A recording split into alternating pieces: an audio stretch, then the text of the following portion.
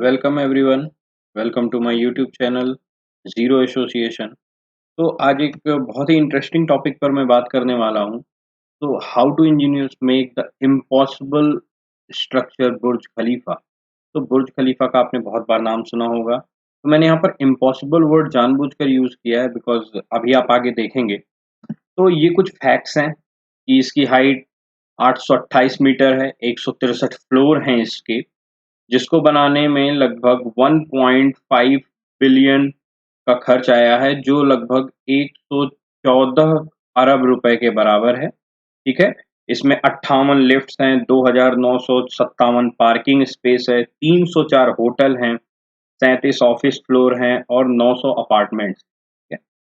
तो इस कहानी की शुरुआत होती है 2003 से। ओके। तो 2003 में इमार नाम की कंपनी है, ये प्रपोज करती है कि हमें एक ऐसी बिल्डिंग बनानी है जो दुनिया की सबसे ऊंची बिल्डिंग है। ठीक है। तो ये बोलते हैं कि हमें करनी, इन्होंने क्या किया, अपना जो काम था, इन्होंने दिया architecture firm Skidmore Owings and Merrill को। ठीक है। ये एक अमेरिकन कंपनी है इसने, और इसके जो डिजाइनर थे, इनका नाम था एड्रियन स्मिथ। ठीक है। एड्रियन स्मिथ इसके डिजाइनर थे। सो इनको दिया गया काम कब? 2003 में इनको बोला गया कि आपको काम शुरू करना, और इनको ये प्रपोज्ड हुआ 2003 में। ठीक है। अब इसके बाद इन्हें ये बोला गया कि आपको 6 साल के अंदर, 6 इयर्स में इस बिल्डिंग को कंप्लीट कर देना है। अब आप खुद समझिए कितना चैलेंजिंग पोर्शन है कि 6 साल के अंदर ही आपको आज बताया जाए 6 साल के अंदर आपको दुनिया की सबसे ऊंची बिल्डिंग बनानी है। तो इन्होंने क्या किया, कंस्ट्रक्शन वर्क जो दिया वो दिया साउथ कोरिया की एक बहुत प्रसिद्ध कंपनी है सैमसंग सीटीएन कॉर्पोरेशन। क्यों दिया इनको? क्योंकि इन्होंने इसके पहले ताइपेई नाम ताइपेई 101 इस नाम की बिल्डिंग बनाई थी, जो दुनिया की सबसे ऊंची बिल्डिंग थी बुर्ज खलीफा के पहले। ठीक है। और ये लगभग 508 मीटर ऊंची थी। ठीक है। इसलिए इन्हें ये दिया गया कि भैया इसको करो। अब क्या हुआ, बुर्ज खलीफा जब बनना शुरू हुआ, उस समय उसका नाम बुर्ज खलीफा रखने की प्लानिंग नहीं थी, उस समय उसका नाम था बुर्ज दुबई नाम रखने की प्लानिंग। ठीक है। साइट का हुआ। तो सबसे पहले वर्क टाइम का प्रॉब्लम आया। क्यों? क्योंकि इनको जब ये जो भी प्रोसेस हुई, ये 2004 से स्टार्ट हुई। 2004 से स्टार्ट हुई और इनको बोला गया कि भैया आपको 2012 तक या 2010 तक, सॉरी, आपको 2010 तक इसे कंप्लीट कर देना है बिल्डिंग को। मतलब 6 साल का इनको टाइम दिया गया। तो अब यहाँ पर सॉइल टेस्टिंग, और ये जो साइट आपको दिख रही है, ये बुर्ज खलीफा की ही साइट है पूरी। तो इनको सॉइल टेस्टिंग और ये सब करने का मौका ही नहीं मिला। तो आपको ये जानकर आश्चर्य होगा कि बुर्ज खलीफा की जो जब इसका काम इस पर शुरू हो गया, उसके बाद भी इसकी डिजाइनिंग चल रही थी। मतलब डिजाइनिंग साइमल्टेनियसली चली। मतलब जब तक इसकी डिजाइन पूरी नहीं हो पाई थी, तब तक पूरा इसका बेसमेंट खुद चुका था। ठीक है। तो अर्थ वर्क इन्होंने स्टार्ट कर दिया था, क्योंकि टाइम ड्यूरेशन इनके पास बहुत कम था। सो अब जब इन्होंने स्टार्ट किया, तो सबसे बड़ी प्रॉब्लम आई फाउंडेशन में। मतलब जो नींव होती है, नींव जब इन्होंने खोदी, तो वो जो नींव थी जहां पर इन्होंने साइट चेंज की थी, ये थी पहले एक मिलिट्री बेसमेंट कैंप था। ठीक है। तो उसके नीचे क्या हुआ, बलुआ पत्थर थे, मींस सैंड स्टोन थे। सैंड स्टोन के ऊपर, सिविल इंजीनियर जानते हैं, सैंड स्टोन के ऊपर कभी भी कोई स्ट्रक्चर नहीं बनाया जाता, नहीं तो टूट जाता है। कोई सॉलिड रॉक होना चाहिए, या फिर इग्निशियस रॉक, आग्नेय चट्टान जिसे बोलते हैं, वो होनी चाहिए। और यहां पर थी भुरभुरी सी मिट्टी। अब इसके ऊपर दुनिया की सबसे ऊंची इमारत तो बनाई नहीं जा सकती थी। तो इंजीनियर्स ने क्या किया, पाइल फाउंडेशन डाला। तो ये जो आपको दिख रहे हैं ना, ये खंभे से, ये पाइलिंग है। मतलब ये 50 मीटर अंदर तक गए हुए हैं। 192 पाइल्स। ठीक है। 192 स्टील के पाइल्स अंदर की ओर डाले गए हैं। इसके ऊपर इसका स्ट्रक्चर खड़ा हुआ है। ठीक है।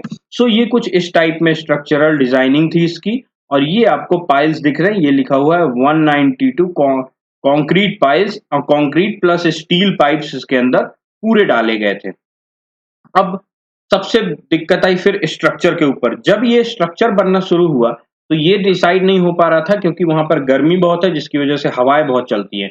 तो नीचे से कैसा स्ट्रक्चर बनाया जाए जो ऊपर जाकर एक सा हो जाए। तो यहाँ पर क्या हुआ, यहाँ पर एक कॉन्सेप्ट आया बटरस स्ट्रक्चर का। बटरस स्ट्रक्चर, बटरस स्ट्रक्चर ये वाई शेप में स्ट्रक्चर होता है, ये होता है जो ऊपर जाते जाते अपना शेप चेंज कर देता है। यहाँ पर आप देख रहे होंगे नीचे दूसरे टाइप का स्ट्रक्चर है, फिर ऊपर वो छोटा छोटा होते हुए, आपने बुर्ज खलीफा के ऊपर देखा होगा केवल एक वो है, पॉइंट है, मतलब एक खंबा लगा हुआ है, ठीक है। सो ये buttress structure first time introduce हुआ वर्ल्ड में। फिर कंक्रीट की बात आई, जब कंक्रीट की बात आई वहां पर, तो कंक्रीट का जब फ्लोरिंग स्टार्ट हुई तो कुछ समय तक तो कंक्रीट अच्छा चला, जब तक कुछ ऊंचाई तक।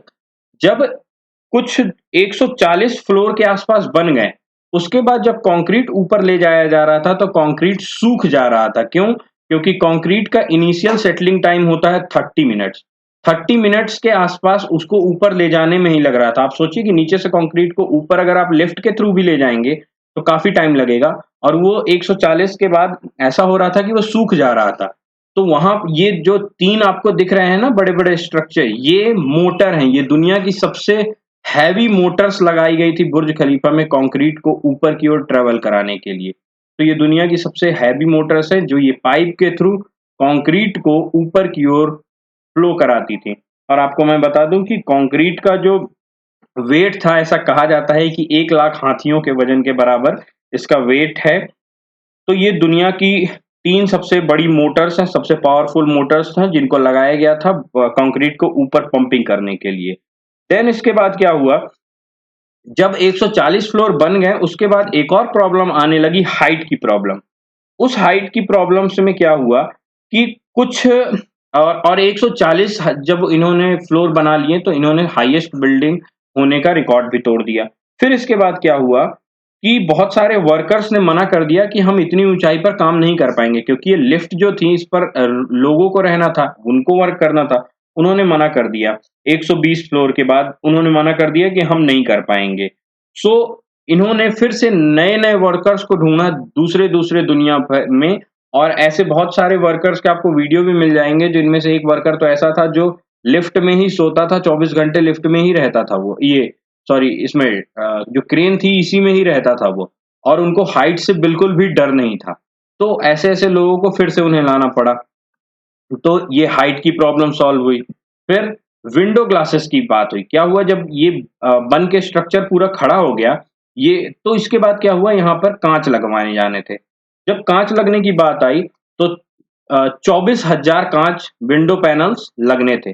जब 24,000 विंडो पैनल लगने थे, जब इन्हें लगाकर टेस्टिंग की गई, तो अंदर का टेम्परेचर जो था वो 98.3 डिग्री सेल्सियस पहुँच जाता था, लगभग 100 डिग्री सेल्सियस, जिसमें किसी भी आदमी का ज़िंदा रहना तो मुझे नहीं लगता पॉसिबल है। क्योंकि एक तो वहाँ पर गर्मी बहुत है दुबई में, दूसरा हवाएँ बहुत तेज़ चलती हैं, जिसकी वजह से तो और अगर इसको कूल करने के लिए बिजली की बात की जाए, तो सामान्य बिजली जितनी खर्च होती थी, उससे 10 टाइम्स था। तो आप एक परमानेंट स्ट्रक्चर बना रहे हो और इतना ज़्यादा खर्च अगर आप करोगे बिजली में, तो ये कोई अच्छी बात नहीं है। तो यहाँ पर जो सॉल्यूशन लेकर आए, वो इंजीनियर जॉन जेरफा लेके आए। इन्होंने क्या किया, इन्होंने बोला कि मेरे पास एक सॉल्यूशन है। उन्होंने कहा कि मैं एक ग्लास बना सकता हूँ, जो 100% यूवी रेज़ को रिफ्लेक्ट कर देगा और इसके अंदर गर्मी नहीं जाने पाएगी, लेकिन उसकी एक प्रॉब्लम थी, वो ग्लास बहुत महँगा था। एक ग्लास की कीमत $2,000 थी, ठीक है? और उसमें लगने कितने थे, 24,000 ग्लासेस। इसकी केवल ग्लासेस लगाने की कीमत जो थी 3 अरब 60 करोड़ रुपए आने वाली थी। लेकिन उसके अलावा कोई उनके पास चांस भी नहीं था, क्योंकि 2010 तक इन्हें कंप्लीट करके देना था। और इस प्रॉब्लम की वजह से 13 महीने काम पूरा रुका रहा, क्योंकि उनको समझ में ही नहीं आ रहा था कि करना क्या है। तो इन्होंने तुरंत काम स्टार्ट किया और फिर इसके लिए एक अलग फैक्ट्री बनाई गई। ये केवल एक ग्लास बनाने के लिए अलग एक फैक्ट्री बनाई गई और तुरंत इसमें ग्लास तैयार हुआ और ग्लास को फिर असेंबल करना शुरू हुआ। तो ये ग्लास एल्युमिनियम ग्लास इसे कहते हैं, एल्युमिनियम ग्लास पैनल उसे यहाँ पर लगाया गया। फिर क्या हुआ कि लास्ट में क्या हुआ, जब सब कुछ बन के तैयार हो गया तो फाइनल फ्लोर जो था, सबसे ऊपरी फ्लोर, उसमें प्रॉब्लम आई। क्या प्रॉब्लम आई कि वहां पर एक पाइप खड़ा करना था, स्टील पाइप, जो 136 मीटर ऊंचा है, 136 मीटर। अब 136 मीटर ऊंचा और 350 टन, ठीक है? और दुनिया में कोई भी ऐसी क्रेन अभी तक नहीं बनी थी जो इतने भारी वजन को इतनी ऊंचाई तक पहुंचा पाए। तो इसके लिए एक प्रॉब्लम आई, तो इसका तो सॉल्यूशन सिंपल ही रहा कि उसको छोटे-छोटे पार्ट्स में काट कर लिफ्ट के थ्रू ऊपर ले जाया गया और ऊपर ही यहाँ पर उसे असेंबल करके खड़ा कर दिया गया। अब तो ये हो गया। अब इसके बाद क्या हुआ कि वर्कर्स ने और दूसरी बात क्या है कि जो फिर उसके बाद क्या हुआ, धूल जमी हुई थी काफ़ी कुछ, तो आज भी इसका कोई सॉल्यूशन नहीं है, मैनुअली ही बुर्ज खलीफा की जो काँच होते हैं उनके ऊपर पॉलिशिंग होती है, उनकी सफाई होती है। कोई ऐसा वैसा कुछ मशीन नहीं है जिससे बुर्ज खलीफा की शीशों की सफाई हो पाए। तो पॉलिशिंग ऑफ ग्लास जो होती है वो वर्कर्स ही करते हैं अपने हाथों से। और आपको मैं बता दूं कि पहले बुर्ज खलीफा की हाइट जो थी वो ताइपेई जो बिल्डिंग मैंने बताई उसी के आसपास लगभग 508 मीटर से थोड़ा सा ऊपर बनाने का प्लान था, लेकिन जब उन्होंने बेस जो बनाया, जो मैंने आपको बताया उसका फाउंडेशन, वो फाउंडेशन इतना मजबूत बन गया था कि उसके बाद उसमें ये सारी चीज़ें उसके ऊपर उन्होंने फ्लोर बनाने स्टार्ट कर दिए। फिर क्या हुआ, ये जो काँच-वाँच बनने नए-नए चैलेंजेज़ हैं, उसकी वजह से इसका काम बहुत दिनों तक रुका रहा।